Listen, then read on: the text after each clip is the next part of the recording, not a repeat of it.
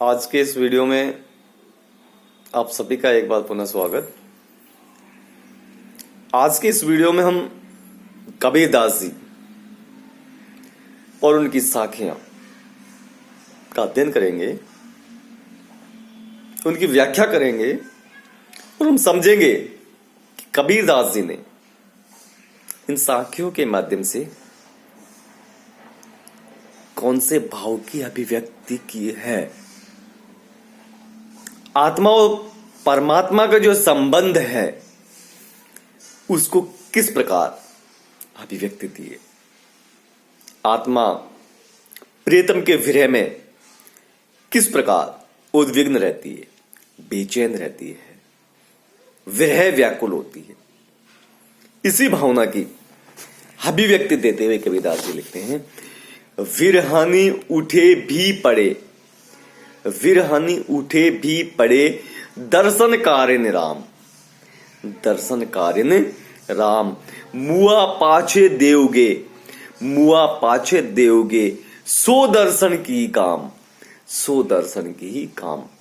विरहनी, विरहनी का तात्पर्य होते हैं मित्रों वियोगी आत्मा, विरह से व्याकुल आत्मा, विरह से व्याकुल व्यक्ति कह सकते हो। उठे, उठे का मतलब होता है उठना या खड़े होना। पड़े, पड़े के तात्पर्य होता है गिरना। और मुआ से तात्पर्य होता है मृत्यु या मरना। देवगे, देवगे से तात्पर्य होता है देना। जो ये साखी है, इस साखी के माध्यम से कबीरदास जी विरहणी जीवात्मा की व्याकुलता, उनकी बेचैनी, उसकी उद्विग्नता का बड़ा ही प्रभावशाली, आकर्षक और मार्मिक अंकन किया है। ये जो साखी है कबीरदास जी के विरह के अंग से लिया गया है। इस साखी में उन्होंने ये बात बताया है कि विरहणी आत्मा किस प्रकार परमात्मा के लिए व्याकुल रहती है, बेचैन रहती है, उद्विग्न रहती है। और आत्मा अपने परमात्मा से मिलन के लिए बेचैन रहती हुई कहती है कि मृत्यु के उपरांत अगर दर्शन मिले तो वे दर्शन किस काम के।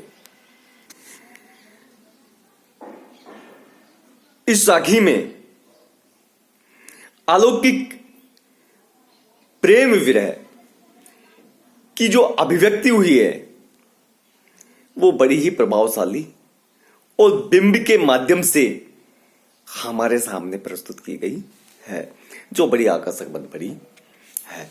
कबीरदास जी लिखते हैं कि विरहणी उठे भी पड़े, दर्शन कारिन राम। विरहणी जो जीवात्मा है वो प्रेतम से मिलने के लिए, अर्थात प्रेतम के दर्शन पाने के लिए, प्रेतम किसको कहा गया? परमात्मा को। उस परमात्मा रूपी प्रेतम के दर्शन पाने के लिए इतनी बेचैन है, इतनी व्याकुल है, इतनी उद्विग्न है कि वो उठती भी है लेकिन गिर पड़ती है, अर्थात अपने आप को नहीं संभाल पा रही है। कभी उठती है, कभी बैठती है और फिर गिर जाती है। अब स्थिति ऐसी हो गई है कि अपने प्रेतम के विरह में उनका शरीर बेशुद्ध होता जा रहा है। ऐसा लगता है कि मानो प्राण तो उनके प्रेतम के पास ही चले गए हो और उनके शरीर की स्थिति ऐसी हो गई है कि उसमें धैर्य निकलता जा रहा है, अर्थात मुआ पाछे दर्शन देंगे। मृत्यु के बाद, मरने के बाद अगर दर्शन देंगे तो ऐसे दर्शन से क्या लाभ होगा, ऐसे दर्शन से क्या फायदा होगा। तुलसीदास जी ने भी एक जगह कहा है, का बरसा जब कृषि सुखाने, कि खेती के सूख जाने के बाद अगर बरसात होती है तो ऐसी बरसात से क्या फायदा है, किसी काम की नहीं है। ठीक इसी प्रकार इस अंश से यह भावार्थ लिया जाता है कि काम बिगड़ जाने के बाद अर्थात मरने के बाद अगर प्रेतम के दर्शन हो तो ऐसे दर्शन से क्या लाभ। इसको ऐसे भी कहा जा सकता है कि समय रहते हुए यदि इच्छित वस्तु प्राप्त नहीं होती है तो बाद में उसका मिलना निरर्थक होता, व्यर्थ होता है, किसी काम का नहीं होता है। मित्रों, इस अंश में किस प्रकार अलौकिक प्रेम रे की अभिव्यक्ति की गई है, बड़ा ही प्रभावशाली है। अनुप्रास अलंकार का प्रयोग किया गया है। इसी प्रकार विरहिणी आत्मा के विरह का मार्मिक अंकन करते हुए अगली साखी में कबीरदास जी लिखते हैं। क्या लिखते हैं? मुआ पीछे जिन मिले कहे कबीरा राम, पाथर घाटा लो सब सब पारस कोणे काम। देखिए, पारस एक पत्थर होता है जो लोहे को सोने में परिवर्तित कर देता है। अगर पारस पत्थर को रगड़ने से लोहा सोने में परिवर्तित हो जाता है, इसीलिए उसका महत्व है। और मनुष्य उस पारस पत्थर को प्राप्त करने के लिए अनेक पत्थरों को लोहे से रगड़ता रहता है, लेकिन वो उस पत्थर की प्राप्ति नहीं होती है। और ऐसे करते करते लोहा ही लगभग समाप्त हो जाता है। और उसके बाद अगर वो पत्थर मिलता है तो उस पारस पत्थर का क्या औचित्य रह जाएगा, क्योंकि जब लोहा ही खत्म हो गया, समाप्त हो गया मित्रों, तो समाप्त हो जाने के बाद, खत्म हो जाने के बाद अगर प्राप्त होता है तो उसकी कोई उपयोगिता शेष नहीं रह जाती है। इस साखी में कबीरदास जी यही कहना चाह रहे हैं कि ईश्वर प्रेम कभी धूमिल नहीं होना चाहिए, क्योंकि मनुष्य की आस्था होती है कि ईश्वर अस्तित्व से, ईश्वर के स्मरण से ईश्वर दर्शन देते हैं। लेकिन अगर समय पर दर्शन नहीं हो पाते, समय पर मन की इच्छा पूर्ति नहीं हो पाती, तो आस्था में कमी आती है, विश्वास में कमी आती है। इसी बात को व्यंजित करते हुए विरह के इस अंग में, साखी के इस अंग में कबीरदास जी स्पष्ट कर रहे हैं कि हे राम, मुआ पीछे जिन मिले मरने के बाद मुझे दर्शन देंगे, अर्थात मरने के बाद मुझे दर्शन देने के लिए आओगे, तो वो दर्शन निरर्थक हो जाएंगे। मेरे मरने से पूर्व आओ, इसलिए आप मेरे मरने से पूर्व मुझे दर्शन देने के लिए आओ। पाथर घाटा लो सब, क्योंकि मेरे मरने से पूर्व आओगे तभी मेरी जो लालसा है, मेरे मन में बेचैनी है, मेरे मन में विरह है, मेरे मन में उत्कंठा है, वो समाप्त हो सकेगी। वरना ये उत्कंठा अधूरी ही रह जाएगी, क्योंकि मृत्यु के बाद तो सब कुछ समाप्त हो जाएगा। उसके बाद आपका आना ना आना बराबर है। पारस की तलाश में, जिस प्रकार पारस की तलाश में अनेकों अनेक पत्थरों से लोहे को रगड़ते रहते हैं, और इस प्रयास में लोहा लगभग समाप्त हो जाए, और उसके बाद अगर पारस पत्थर मिले तो उस पारस पत्थर के मिलने से क्या फायदा, क्या लाभ। ठीक उसी प्रकार की स्थिति है कि शरीर आपकी स्थिति में, आपके स्मरण में, आपके भजन में निरंतर लगा रहे, और ये ऐसे करते करते वो समाप्ति हो जाए, और उसके बाद अगर आप आओ दर्शन देने, तो फिर ऐसे दर्शन से क्या लाभ है, ऐसे दर्शन से क्या फायदा है। इसलिए आपको मुझे दर्शन देना है तो मेरे जीवित रहते हुए आप दर्शन लाभ दीजिए, मुझे दर्शन दीजिए। ताकि मेरा भी विश्वास बना रहे और लोगों का भी विश्वास बना रहे, लोगों की आस्था आपके प्रति बनी रहे। क्योंकि प्रभु की स्थिति या भक्ति करने पर प्रभु के दर्शन प्राप्त होती हैं।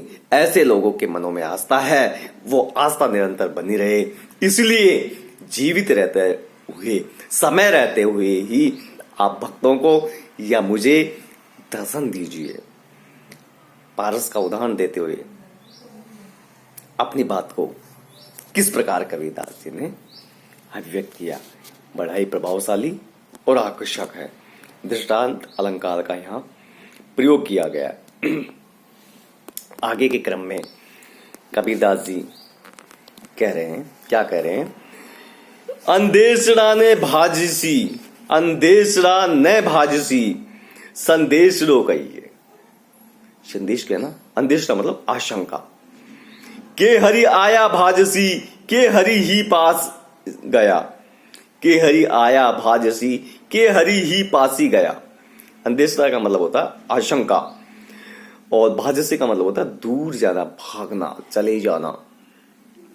कबीरदास जी इस अंश में लौकिक एवं अलौकिक दोनों ही विरह की भावनाओं की अभिव्यक्ति कर रहे हैं।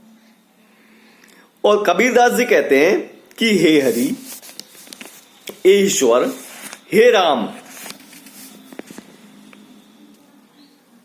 आपके विरह में मेरी आत्मा व्याकुल है, उद्विग्न है, बेचैन है। और परमात्मा प्रियतम को ही लक्ष्य करती हुई विरहणी आत्मा कहती है, क्या कहती है? कि केवल संदेशों कहियो, केवल संदेश देने से या संदेश भेजने से ही मेरे मन की, प्रभु के मिलन की जो मेरे मन में आशंका है वो समाप्त नहीं होगी, वो पूरी नहीं होगी। मेरे हृदय में, मेरे मन में जो व्यथा है, जो विरह का दुख है, वो दूर नहीं होगा।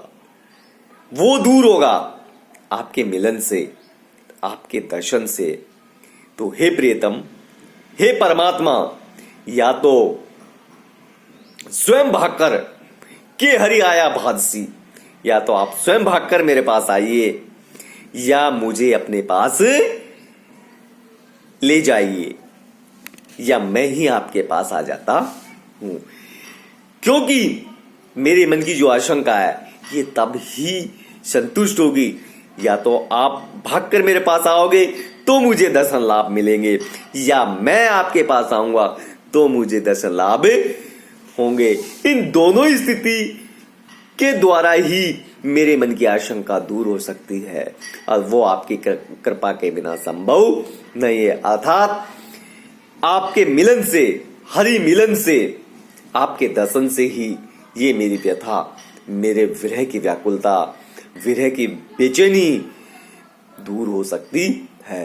कहने का तात्पर्य, कहने का भाव यह है कि सिर्फ कथन या कहने मात्र से ही मन की पीड़ा, मन की व्यथा, मन की बेचैनी, मन की उद्विग्नता समाप्त नहीं होती है, खत्म नहीं होती है। ये प्रत्येक दर्शन में या प्रभु मिलन से ही दूर हो सकती है। कबीर ने इसी भाव की अभिव्यक्ति की है कि लौकिक और अलौकिक दोनों ही प्रकार की भावनाओं को यहां अभिव्यक्ति दी है। अलौकिक प्रेमा भक्ति में जीवात्मा को ही परमात्मा के पास जाना पड़ता है, तभी उसका मिलन होता है। परंतु इस साखी में कबीर ने दोनों ही स्थिति को चित्रित किया गया है। प्रभु, या तो प्रभु आए या प्रभु के पास आत्मा जाए। आत्मा कब जाती है? मृत्यु को उपरांत ही जा पाती है। तो दोनों ही स्थिति का यहाँ अभिव्यक्ति दी है। अनुप्रास और यमक अलंकार का यहाँ प्रयोग किया गया है। आज के लिए बस इतना ही। धन्यवाद।